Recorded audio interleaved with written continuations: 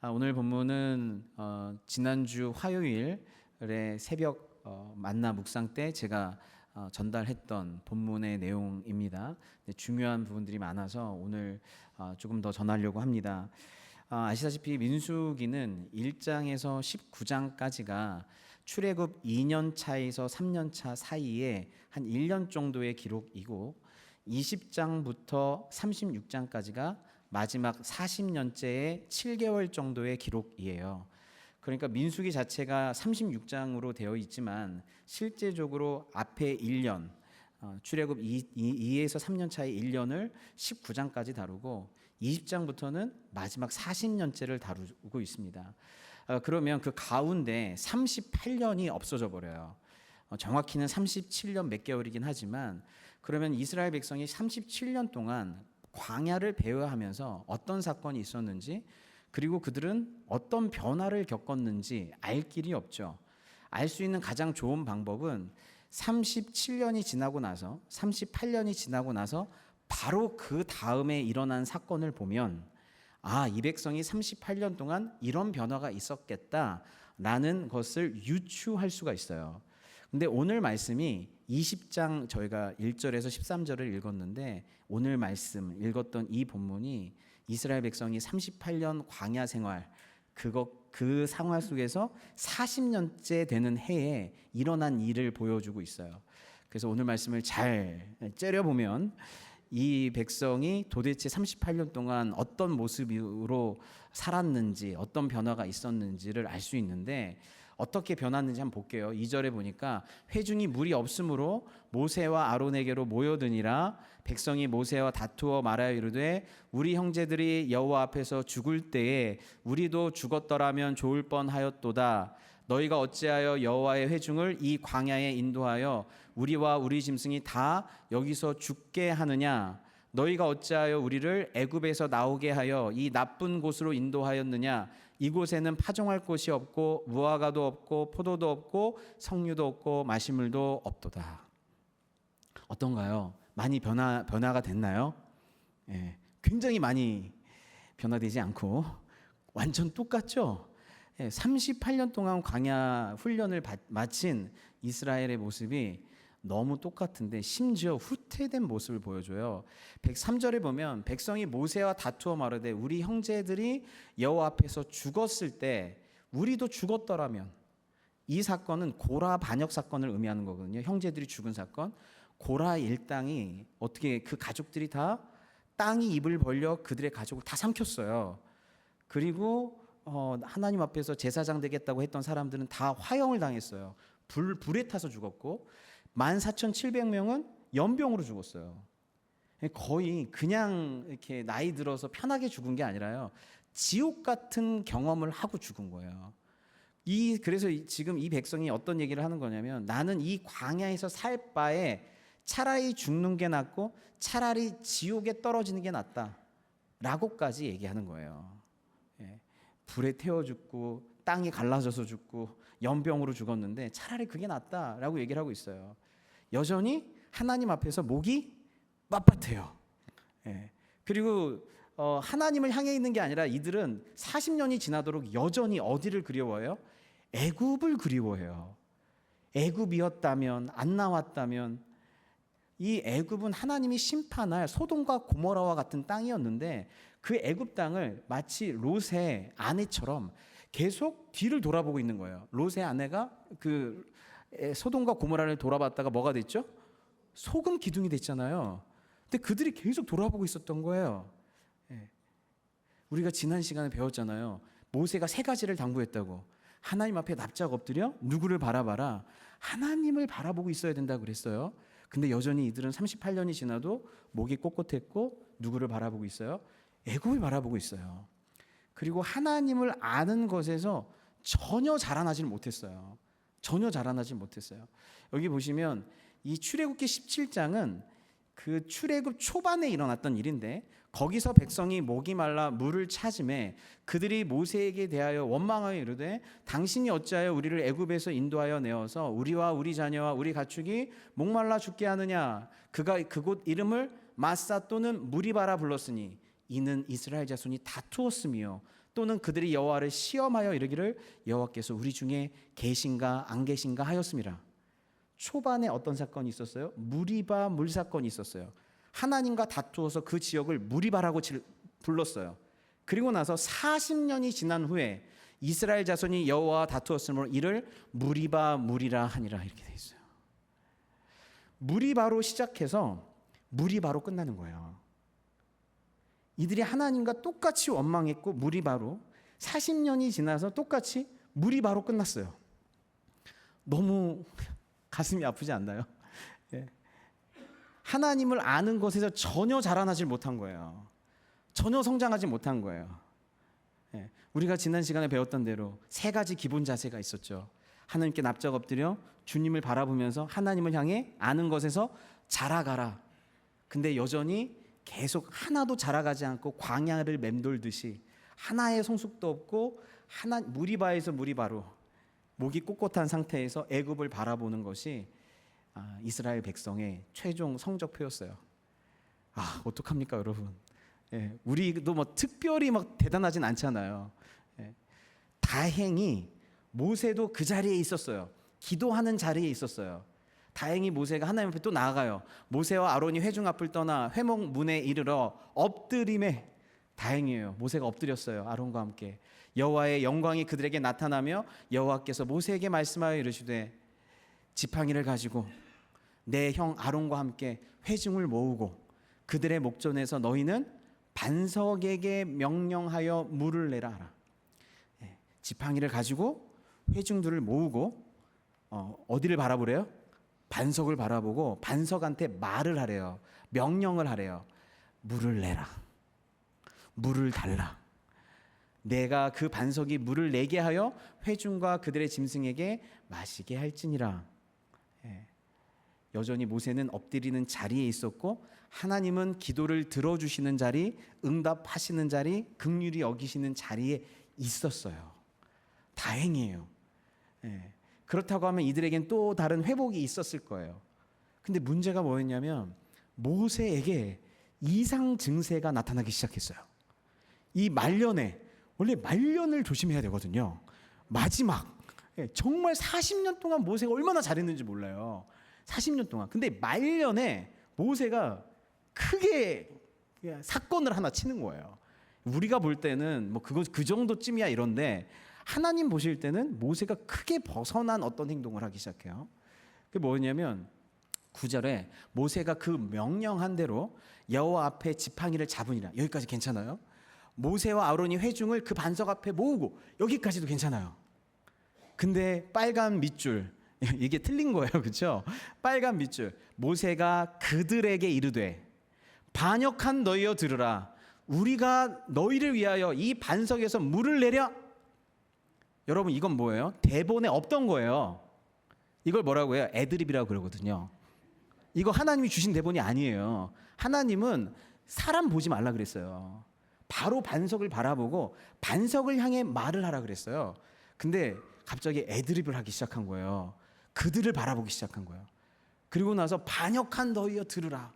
우리가 너희를 위하여 이 반석에서 물을 내랴 하고 나서 여기까지만 해도 지금 큰 실수를 한 건데 또 애드립의 행동을 또 해요. 애드립이 아니라 이걸 뭐라고 하는지 모르겠어요. 모세가 그의 손을 들라고 했나요? 이거 없었어요. 손을 들어 지팡이로 반석을 2번 친 거예요. 치라고도 안 했고 뭐 그랬어요. 그 전에 무리바 사건에서도 1번 쳤거든요. 근데 여기선 2번을 치는 거예요. 그러면서 회중과 그들이 짐승이 마신 다행히 물이 나와서 다행이에요. 다행히. 근데 문제는 하나님이 모세의 잘못을 지적하는 거예요.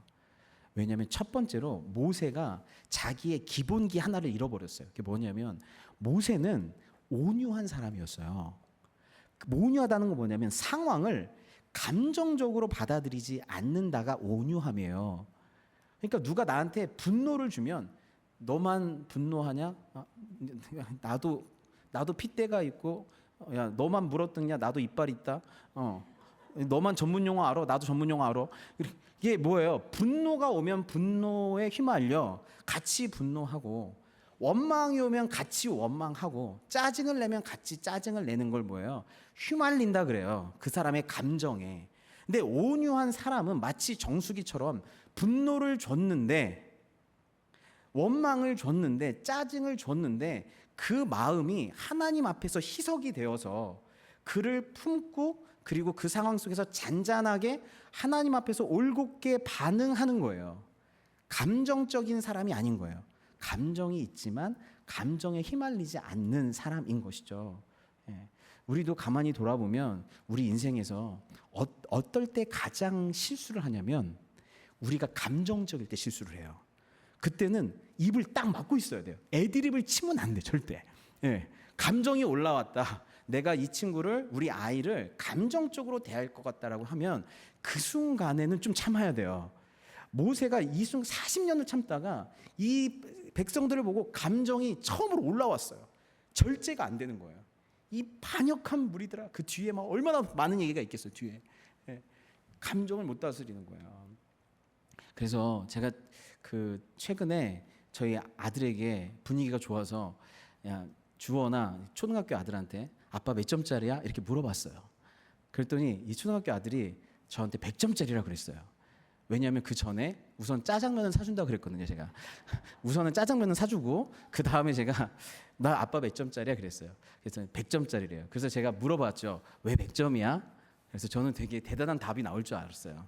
근데 우리 아들이 이렇게 얘기했어요. 아빠는 리즈너블해. 리즈너블해. 그 무슨 소리야? 그랬더니 때릴만 할 때 때리고 혼낼만 할 때 혼내고, 예, 상 줄만 할 때 상 준다는 거예요. 예. 그래서 나는 좀 더 멋있는 대답이 좀 나오기를 바랬죠. 예. 아빠는 내 상상 이상이야, 뭐 이 정도를 바랬지만 최소한 그냥 이해가 된다는 거예요. 아빠가 이해가 된다. 아빠가 혼낼 때는 그게 이해가 되게 혼내고, 아빠가 뭐한테 충고할 때도 그게 충고할 만하니까 충고하는 것 같고. 근데 어떨 때는 아빠가 감정적일 때는 이해가 안 되는 거예요. 아빠가 감정적일 때는 분명히 이 순간에서는 웃어야 되는데 갑자기 화를 내고, 이 순간에서는 품어줘야 되는데 갑자기 막 이럴 때는 이렇고 저럴 때는 저렇고, 종잡을 수 없게 되는 것. 리스너블하지가 않은 거야, 부모가. 예. 그래서 최소한 여러분, 우리가 감정적이지만 않아도 100점 맞을 수 있다는 여러분 놀라운 사실을 제가 말씀을 드립니다. 예. 하지만 우리가 연약해서, 우리도 감정적인 존재여서 세상을 살다 보면 넉넉한 마음이 아니라 마음이 계속 짧아져요. 세상을 살다 보면 여기 치이고 저기 치이고 이런 말 저런 말 다 들은 상태에서 자녀를 만났을 때 나도 모르게 좋은 게 안 나올 때가 많이 있어요. 그래서 아무리 좋은 부모가 되려고 노력해도 모든 아이는 얘기해요. 부모한테 상처 받았다고. 그렇게 좋은 말 많이 해줬어도 100번 잘해줬어도 한 번 상처 주는 말을 우리는 꼭 하게 돼 있어요. 근데 그 친구들은 꼭 그걸 기억해. 그래서 그 친구들도 죄인이에요. 그래서 그걸 기억하잖아요. 근데 한 가지 확실한 건 뭐냐면요, 우리가 아무리 온유함이 지면에 승한 모세일지라도 우리의 성품과 우리의 감정은 어느 순간 바닥날 수 있다는 거예요. 바닥날 수 있다는 거예요. 두 번째로 하나님이 이 모세를 향해서 지적한 것은 무엇이냐면, 너가 나를 믿지 않았다라는 거예요. 하나님이 지적한 모세의 잘못은 너 나를 안 믿었어. 여러분, 이게 왜 이런 지적을 받았냐면요, 모세의 입장에서 생각해 보는 거예요. 그 전에는 조금 멋있게 반석에서 물이 나왔어요. 그런데 이 이스라엘 백성을 40년 동안 겪어보니 그냥 반석을 향해서 물을 내라 하면 그 과거보다 뭔가 더 화려하지도 않고 뭔가 극적인 효과도 없어요. 그냥 말씀만으로 이들에게 물이 나와서 이들을 변화시키고 이들에게 생명을 주고 뭔가 그럴 것 같지가 않은 거예요. 그래서 좀 뭔가 좀 더 자극적이어야 될 것 같은 거예요. 하나님, 제가 40년 동안 이 백성을 경험해 본 결과 그냥 말만으로는 안 됩니다. 뭔가 퍼포먼스가 있어야 돼요. 뭔가 자극적인 퍼포먼스가 있어야, 야, 정말 하나님이 역사하고 계시고 우리는 하나님의 종이고 너희들은 하나님을 경외해야 되고, 그런 모습을 보면서 사람들이 바뀌어갈 것입니다. 그러니 제가 애드립을 좀 첨가해 드릴게요. 손도 들고 목소리도 좀 크게 내고, 배역한 너희들아 그러면서 반석도 2번 정도는 쳐야, 이 정도 극적 효과는 있어야 사람들이 변화될 것입니다 라는 거예요. 그런데 주님께서는 그게 아니라는 거예요. 그냥 반석을 향해서 물을 내라고 말하는 것, 그것만으로 충분하다는 거예요. 충분하다는 거예요. 예. 그 제가 2년 전쯤인가에 그 은퇴를 한 2주 정도 앞둔 목사님의 설교를 들은 적이 있어요, 한국에서. 그래서 은퇴가 바로 코앞이시다 보니까 그 설교가 저는 굉장히 감동적일 거라고 생각했어요. 왜냐하면 수십 년 동안 목회를 하셨고, 그래서 성도들에게 감사합니다. 그리고 하나님 날 여기까지 인도해 주신 주님을 찬양합니다. 약간 이런 맥락으로 설교를 해주실 줄 알았어요. 그런데 저는 그 설교를 듣고 굉장히 놀랐는데, 목사님의 설교에 우선은 분노와 짜증이 섞여 있었어요. 그리고 어떤 설교를 해주셨냐면, 제가 여러분을 위해서 마지막까지 강해 설교를 최선을 다해서 준비했습니다. 하지만 여러분은 이 설교를 듣고 전혀 안 변할 것입니다. 이 설교를 듣고도 여러분은 깨닫지 못할 거고, 깨달았어도 자기 스스로를 변화시키지 못할 겁니다. 제가 몇십 년 동안 목회해 본 결과 여러분은 정말 고집이 세고, 그리고 정말 안 변하시는 분입니다. 하지만 저는 목사니까 끝까지 설교에 최선을 다하겠습니다. 그렇게 설교를 제가 들은 거예요. 그래서 제가 그 설교를 딱 들은 순간, 그 뭐랄까요, 내 말년이 이러지 않았으면 좋겠다. 내 마지막에 여러분들은 정말 끝까지 안 변하고 내 사역은 참 허무합니다. 여러분들은 하나도 안 변했고, 그래서 답이 없는 여러분, 그리고 나는 참 허무한 목사, 둘 다 불쌍한 인생. 그동안 왜 이렇게 모여서 열심히 노력을 했는가? 우리는 하나도 안 변할 거. 이렇게 안 끝났으면 좋겠다라는 생각을 하기 시작한 거야. 그런 마음이. 그래서 저는 하나님 말씀을 전하면서 정말 강력한 믿음을 가지고, 이 말씀을 듣고 이들이 안 변할 거라는 강력한 믿음을 가지고 하나님 말씀을 그렇게 멋지게 전하신 걸 처음 본 거예요. 그래서 여러분, 우리한테는 소망이 어디 있을까요? 여러분, 우리에게 소망은요, 반석에 있어요. 주님은 너는 너를 믿지 말라는 거예요. 우선 첫 번째로 백성을 믿으면 안 돼요. 백성은 언제 어떻게 똑같이 돌아올지 몰라요. 두 번째로는 모세의 경험이나 모세의 영성이나 모세의 실력도 믿는 게 아니에요. 믿어야 될 건 뭐냐면 반석이에요. 반석을 향해 말하는 것이고, 반석에서 나오는 물이에요. 하나님 말씀대로 반석 자체에 집중을 해야 돼요. 여러분, 성경에서의 반석은 무엇을 의미하는 줄 아세요? 성경의 반석은 우리 주 예수 그리스도예요. 우리 주 예수 그리스도를 바라보며 예수 그리스도를 통해서 나오는 그 생명수, 예수 그리스도, 반석이 쪼개진 반석 사이로 생명수가 흐르듯 예수 그리스도가 쪼개져서 예수 그리스도의 보혈이 우리를 덮고 예수 그리스도로부터 나오는 성령이 우리를 덮을 때 우리에게 변화가 있고 거듭남이 있고 생명이 있지, 목회자의 연륜이나 경험이나 퍼포먼스나 특별한 행사나 프로그램이 이 사람들을 바꾸는 것이 아니고, 성도들의 교육 수준이나 교양 수준이나 경제 수준이 자기를 바꾸는 것도 아니에요. 중요한 것은 반석이에요. 심지어 여러분들이 예수 믿고 많이 안 변했다 손 치더라도, 진짜 우리가 뭐가 변했지 다 손 치더라도, 그래, 우리에게는 소망이 없네. 반석이신 예수께서 이런 우리를 위해서 자기를 쪼개서 십자가의 보혈로 우리를 덮어주셨고 예수님의 나라로 우리를 살리시고 우리 안에 들어오신 거네. 소망은 반석에게밖에 없네 라는 결론을 갖게 돼도 그것이 유익이에요. 그것이 유익이에요. 중요한 건 내가 뭐 얼마나 잘하냐, 성도가 얼마나 잘하냐, 거기가 중요한 게 아니에요.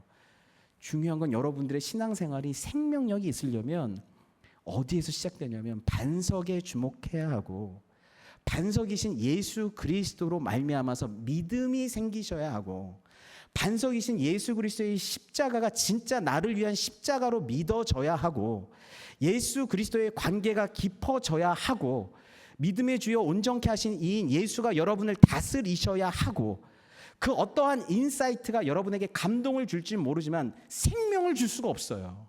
구원을 줄 수가 없어요. 내 다짐도 인사이트도 세상 방법도 나를 진심으로 변화시킬 수가 없어요. 에스겔서에 보면 사람들이 와서 하나님 말씀 듣고 울 때 주님이 그러셨어요. 이 사람들은 다 마음에 감정적으로 울었지 하나님 말씀이 진짜 들어간 건 아니다라고 그랬어요. 그래서 콘서트에 온 것 같다라고 말씀하셨어요. 중요한 건 그런 것이 아니에요. 예수님을 여러분 앞에서 쪼개진 예수님의 생수가 여러분 안에 들어가는 거예요. 여러분 안에 들어가서 그 생수가 여러분을 살리는 거고, 그 생수가 여러분에게 생명력 있게 하는 거고, 그 생수가 여러분을 변화시키는 것이지, 눈에 띄든 안 띄든. 그래서 이 몸의 소망 무언가, 우리 주 예수뿐일세. 목사도 소망이 아니고 성도도 소망이 아니에요. 우리 주 예수뿐일세. 굳건한 반석이시니. 이게 민수기의 결론이고 온 성경의 결론이에요. 그래서 반석을 향하여 명령하라. 그래서 반석에서 너희가 반석을 찾고 간구하고 반석을 바라보면, 사람을 보고 세상을 볼 때 만족함이 없지만 반석을 바라봐서 그 예수께서 여러분에게 생명이 되고 구원이 되고 왕이 되어 주신다면, 그래서 진짜 예수님의 성육신이 믿어지고 십자가가 믿어지고 부활이 믿어지고 그 주님이 나와 함께 하신다는 게 믿어지고 그분이 여러분에게 성령으로 역사하신다면 거기에 소망이 있는 거예요. 그게 신앙생활의 가장 중요한 기본이에요. 예수 그리스도를 바라봐라. 예수 그리스도께 요청해라. 예수 그리스도가 이 백성을 그리고 너를 살리게 하라. 예, 이게 반석인 거예요. 두 번째로는 내 거룩함을 안 나타냈대요. 거룩함이라고 하는 건 구별됨이거든요. 모세가 항상 하나님의 거룩함을 나타냈던 사람인데 지금 하나님의 거룩함을 나타내지 않고 누구의 거룩함을 나타내고 있어요? 내 거룩함을 나타내고 있어요. 내가 이 너희를 위해서 물을 내랴 이랬어요. 하나님이 내시는 건데 내가 내랴 이랬어요. 자기가 하나님과 동일시했어요. 그리고 어떤 일이 벌어졌어요? 이 패역한 백성들과 자기를 구별했어요. 모세는 한 번도 이스라엘 백성이 어떤 죄를 지든 이 백성과 자기를 구별해 본 적이 없어요. 항상 동일시했어요. 그런데 이 순간만큼은 어떻게 해요? 이 백성은 반역한 자, 나는 반역하지 않은 자. 이 백성은 신실한 자, 나는 신실하지 않은 자, 나는 신실한 자. 이 백성은 원망하는 자, 나는 기도하는 자. 이 백성과 자기를 여기 이 장면에서 처음으로 갈라내 버렸어요. 구별시켜 버렸어요. 그래서 모세 같은 경우는 이스라엘 백성이 죄를 많이 지고 이럴 때 마치 자기가 죄를 지은 것처럼 하나님 앞에 엎드렸어요. 그리고 하나님 앞에서 이렇게 기도했어요. 모세와 아론이 회중을 여기 보시면 출애굽기 말씀에 보면 여호와께서 또 모세에게 이르시되 내가 이 백성을 보니 목이 뻣뻣한 백성이로다. 그런즉 내가 하는 대로 두라. 내가 그들에게 진노하여 그들을 진멸하고 너를 큰 나라가 되게 하리라. 그 백성은 목이 뻣뻣하다. 그러니까 내가 그 백성과 너를 갈라내겠다. 그 백성을 저주받은 백성으로 만들고 너를 갈라내서 너를 거룩한 백성으로 따로 만들겠다 그랬어요. 그때 모세가 잘하셨습니다. 이 백성 소망이 없습니다. 저랑 완전 달라요. 스타일이 수준도 다르고 갈라쳐 주세요. 구별해 주세요. 이 백성과 저를 거룩하게 구별해 주세요. 모세가 이렇게 기도했을까요? 아니요. 하나님이 갈라내려고 했을 때 모세가 이렇게 기도해요. 모세가 그의 하나님 여호와께 구하여 이르되 여호와여 어찌하여 그 큰 권능과 강한 손으로 애굽 땅에서 인도하여 내신 주의 백성에게 진노하시나이까? 어찌하여 애굽 사람들이 이르기를 여호와가 자기의 백성을 산에서 죽이고 지면에서 진멸하려는 악한 의도로 인도해 내었다고 말하게 하시려나 하나이까? 주의 맹렬한 노를 그치시고 뜻을 돌이키사 주의 백성에게 이 화를 내리지 마옵소서. 하나님이 이 백성을 갈라내고 이 백성을 거룩하게 심판하려고 하시는데 모세가 어떻게 얘기해요? 주님 거잖아요. 주님의 소유잖아요. 이방인이 아니라 주님의 백성이잖아요. 왜 갈라내려고 하세요? 당신의 것인데, 당신의 영광과 연합되어 있는 자녀들인데, 당신의 약속과 연합되어 있는 자녀들인데 왜 갈라내려고 하세요? 저도 주님의 백성 안에 속해 있습니다. 이 백성을 갈라내시는 건 저를 갈라내시는 거고, 그러니 주님의 백성을 갈라내지 마세요. 구별하지 마세요. 그러면서 주의 종 아브라함과 이삭과 이스라엘을 기억하소서. 주께서 그들을 위하여 주를 가르쳐 맹세하여 이르기를 내가 너희 자손을 하늘의 별처럼 많게 하고 내가 허락한 이 온 땅을 너희의 자손에게 주어 영원한 기업이 되게 하리라 하셨나이다. 저도 그 약속 안에 포함되어 있습니다. 저도 그들의 자손입니다. 제가 이들과 갈라지면 저는 누구의 자손이 되는 겁니까? 지금 모세가 어떤 얘기를 하는 거예요? 하나님 앞에서 저는 이 백성과도 연합되어 있고 당신과도 연합되어 있습니다. 이 백성도 당신과 연합되어 있습니다. 그러니 갈라내지 마십시오. 이렇게 하나님 앞에서 기도하는 거예요. 이렇게 기도하는 거예요. 여러분, 이게 누구의 모습을 보여주고 있어요? 강력한 연합을 위해서 이 땅에 오신 예수 그리스도의 모습을 보여주고 있어요. 모세가 하나님의 거룩하심은 결국 하나님의 하나님 되심이신 예수 그리스도를 드러내는 것이 하나님의 거룩하심인데, 예수께서 이 땅에 오셔서 우리와 연합하시려고 하는 그 모습을 모세가 그대로 보여주고 있는 거예요. 심지어 모세는 이렇게까지 기도해요. 이튿날 모세가 백성에게 이르되 너희가 큰 죄를 범하였도다. 내가 이제 여호와께로 올라가노니 혹 너희를 위하여 속죄가 될까 하노라 하고, 모세가 여호와께로 다시 나아가 여짜오되 슬프도소이다. 이 백성이 자기들을 위하여 금신을 만들어 싸우니 큰 죄를 범하였나이다. 그러나 이제 그들의 죄를 사하시옵소서. 그렇지 아니하시면 원하건대 주께서 기록하신 책에서 내 이름을 지워버려 주십시오. 모세가 어디까지 나간 거냐면요, 이들을 죽일 거면 저도 같이 죽이세요. 살릴 거면 같이 살리세요. 이런 연합에서 어디까지 나가냐면 차라리 저를 죽이시고 백성을 살려주세요. 여러분, 나를 죽이시고 백성을 살려주세요. 여기까지 나가고 있어요. 여러분, 이건 굉장히 강력한 연합의 정신을 갖고 있는 사람만 얘기할 수 있는 거예요. 이건 부모의 마음, 어버이의 마음, 아까 우리가 불렀던 어버이의 마음을 가진 사람만 얘기할 수 있는 거예요. 무슨 뜻이냐면 내가 죽더라도 얘가 산다면 그건 내가 산 거예요. 내가 지금 불행하고 힘들더라도 이 불행하고 힘든 것을 토대로 이 친구가 행복하다면, 우리 자녀가, 이 백성이 행복하다면 그걸 내 행복으로 삼겠다는 거예요. 여기에 이 자녀와 백성의 잘됨을, 내가 비록 힘들더라도 여기에 잘됨을 나의 잘됨으로 여기겠다는 거예요. 그래서 나를 죽이더라도 이 사람을 살리라고 하는 말은 이 백성의 생명, 이 백성의 행복, 이 백성의 잘됨, 이 백성의 연합이 저의 행복이요, 저의 생명이요, 저의 연합이오니 주님 이 백성을 살려달라고 하는 강력한 연합의 정신을 의미하고 있는 거예요. 제가 자녀를 키우다 보니까 한 가지 알게 된 건 뭐냐면요, 자녀들은 아무리 친해도 경쟁적이에요. 그래서 아빠, 왜 난 이거 아빠 닮았어? 왜 엄마 안 닮았어? 왜 둘째는 엄마 닮았는데 왜 나는 아빠 닮았어? 해서 따지는 게 눈, 코, 입부터 시작해서 한두 개가 아니에요. 지금 한두 개 따지는 게 뭐 이럴 수 있잖아요. 아, 둘째야, 아니면 막내야, 뭐 아니면 뭐 첫째야. 아, 나는 이거 안 닮았지만 너는 나보다 키가 더 커서, 나보다 피부가 더 좋아서, 나보다 눈이 더 커서, 나보다 더 수학을 잘해서. 수학을 못할 때마다 저한테 와가지고, 우리 아내는 수학을 잘하거든요. 아빠, 왜 나는 수학을 못하는 거야? 나를 계속 째려보는 거예요. 그래서 나를 째려보고 그 다음에 동생을 째려보는 거예요. 이유는 뭐예요? 비록 형제라도 누가 나보다 훨씬 탁월하게 되면 내 마음에 배가 아파요. 왜 나는 똑같이 낳았는데 왜 여기는 잘 되고 나는 좀 부족하다고 생각하면요, 배가 아프고 아무리 그래도 그래요. 그런데 부모는 달라요. 나보다 얘가 키가 커서 너무 좋아요. 나보다 피부가 더 좋아서 더 좋고, 나보다 똑똑해서 더 좋고, 나보다 잘 되는 게 세상에 너무 좋아. 이 친구의 잘됨이 나의 잘됨이고, 이 친구의 행복이 나의 행복이고, 이 친구의 안식이 내 안식이야. 이게 누구의 마음이에요? 하나님 아버지의 마음이고 연합의 마음이고 우리 주 예수 그리스도의 마음인 거예요. 그 연합의 마음인 거예요.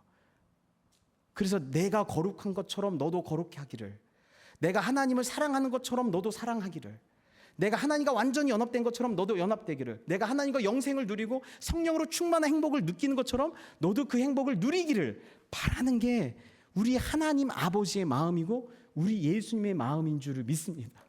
그게 주님의 마음이에요. 그래서 이렇게 얘기해요. 긍휼에 풍성하신 하나님이 우리를 사랑하신 그 큰 사랑을 인하여 허물로 죽은 우리를 그리스도와 함께 살리셨고 너희는 은혜로 구원을 받은 것이라.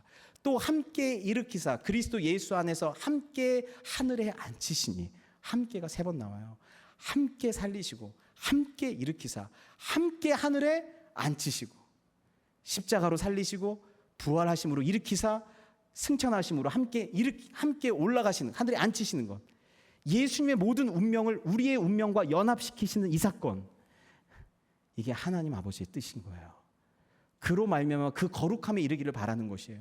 이는 그리스도 예수 안에서 우리에게 자비하심으로써 그 은혜의 지극히 풍성함을 오는 여러 세대에 나타내려 하심이라. 여러분, 말씀을 마치겠습니다. 여러분, 백성에게 소망이 없었어요.